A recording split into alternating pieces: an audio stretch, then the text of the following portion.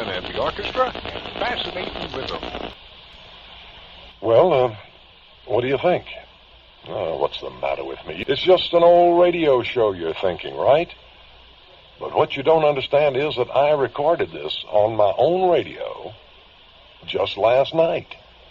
There was this new radio show I wanted to hear, but I had to go out. I set my recorder up with a timer to tape the new show, and what I got is what I just played for you. Now, please be patient and hear me out, because I'm convinced that this is only one of a series of occurrences which must be recognized for what they are. What do you do when the apparently impossible occurs? Well, try telling your friends that you heard a radio show that hasn't aired for years and see what reaction you get. It doesn't do any good to say that you've got it on tape. Everybody knows that old shows exist somewhere on tape. They think you're trying to put one over on them. More than once I was asked if I'd listened to Jack Benny lately. There were joking references to my crystal set radio. But then, at a lodge meeting the following Thursday, one man listened to my story with utter seriousness. When I finished, he told me that he had a strange little story of his own. As he related it, I was puzzled by what seemed to be a connecting link, a common denominator between his story and the odd behavior of my radio. Oh, absurd, you say? Well, I agree. In fact, I didn't really believe it myself. It was merely an intriguing speculation. And I told these little stories to friends simply as curious anecdotes. But then, occasionally I began to hear other odd stories to add to my collection. For example, there was a man on Long Island who received a telephone call from his sister in New York one Friday evening. Later, she insisted that she didn't make that call until the following Monday. Once at a 45th Street branch of the Chase National Bank, I was shown a check deposited the day before it was written. A letter was delivered on East 68th Street in New York City just 17 minutes after it was dropped into a mailbox on the main street of Green River, Wyoming. And there are many more, too. I was in a great demand to tell all these stories at parties, and I told myself that collecting and verifying these stories was just a hobby. But the day I heard Julia Eisenberg's story, well, I knew it wasn't any longer just that. I first learned of her story from a friend who lived in her Greenwich Village neighborhood. I arranged to meet with her right away for an interview. This is case 17. I'm speaking with Julia Eisenberg. Would you mind stating your occupation, Miss Eisenberg? I'm an office worker in Manhattan. Thank you.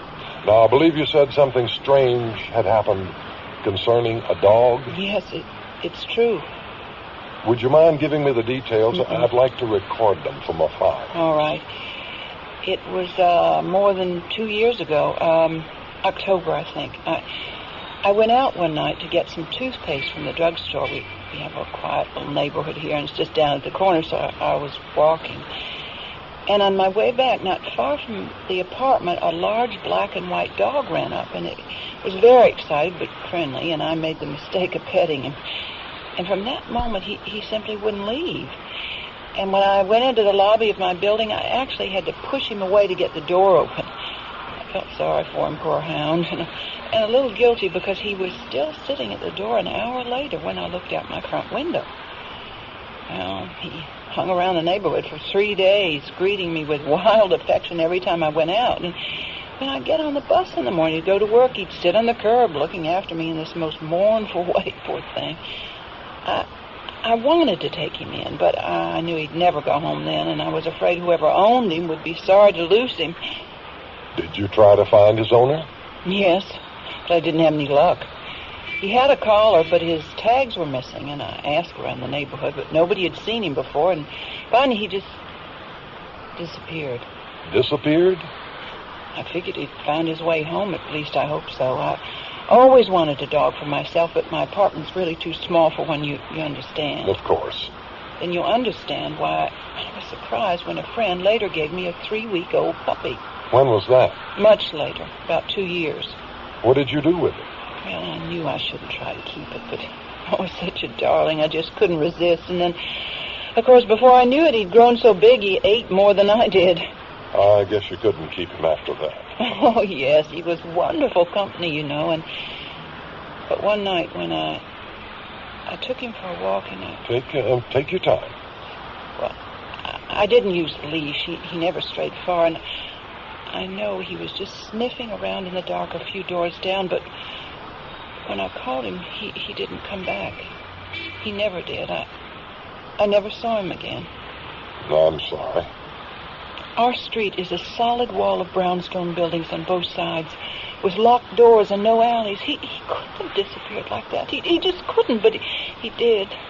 I hunted for him for weeks afterwards, put ads in the paper and all, and there wasn't a single trace. And then one night I was getting ready for bed, and I happened to glance out the front window down at the street, and suddenly I remembered something I'd forgotten all about. I remembered the dog I chased away over 2 years before. Now, you may think I'm crazy, but that was the same dog. I know it was. I chased my own dog away 2 years before he was born. I don't think you're crazy, Miss Eisenberg. It was at that moment there in Miss Eisenberg's living room that I realized fully that the consequences of these odd little incidents could be something more than merely intriguing, that they might, quite possibly, be tragic. It was in that moment that I began to be afraid. I've spent the last 11 months tracking down these strange occurrences, and I'm astonished and frightened at how many there are. I'm astonished and frightened at how much more frequently they're happening now. And, well, I hardly know how to express this, at the increasing power to tear human lives tragically apart. Now, if you'll indulge me just a few more moments, I've saved what I think is the most ominous episode for last. I was lucky, I guess you'd call it that, in being in the right place at the right time. I was at a mid-city precinct of the New York Police Department.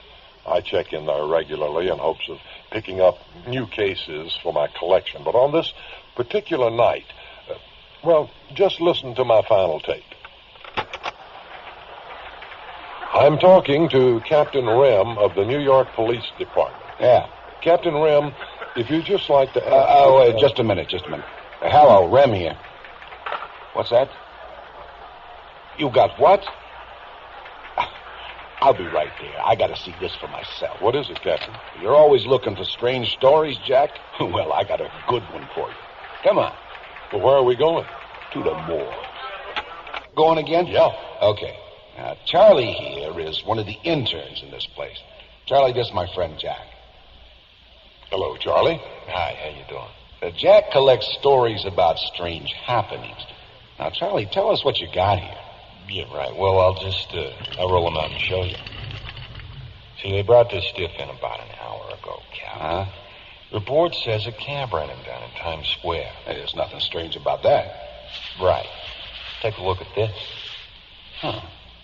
Young guy, maybe 30, beard, mutton chop whiskers. What about it? Look at his clothes. Well, they ain't too fashionable, are they? Right. Cutaway coat, vest with lapels, oversized bow tie on a turned-up stiff collar. Now, he also wore a tall silk hat and buttoned shoes. Well, that's a little weird, all right. But, hey, I've seen all kinds out there on the streets. Not with this in their pockets. What's that?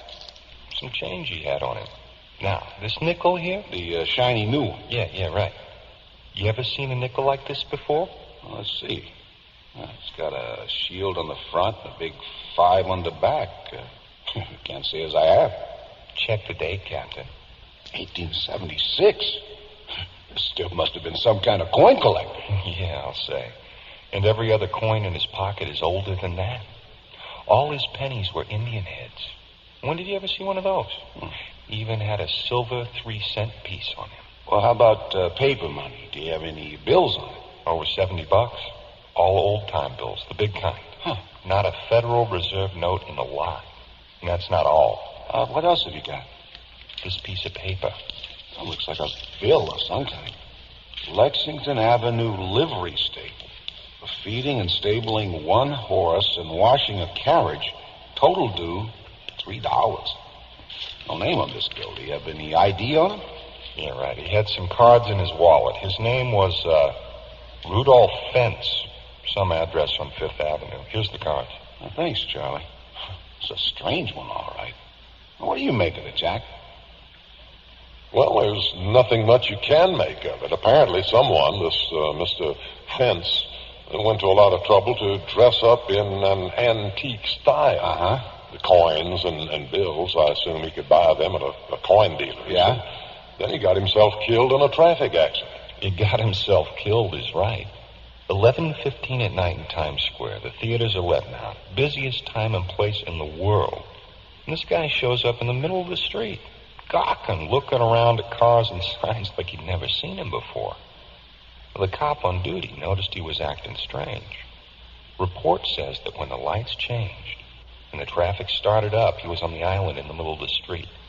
But instead of waiting, damn fool panicked. Tried to make it back to the sidewalk. Cab got him. He was dead when he hit. Okay, Charlie. You can put him back on ice now. Right. Thanks for the call. Jack, let's go back to my office.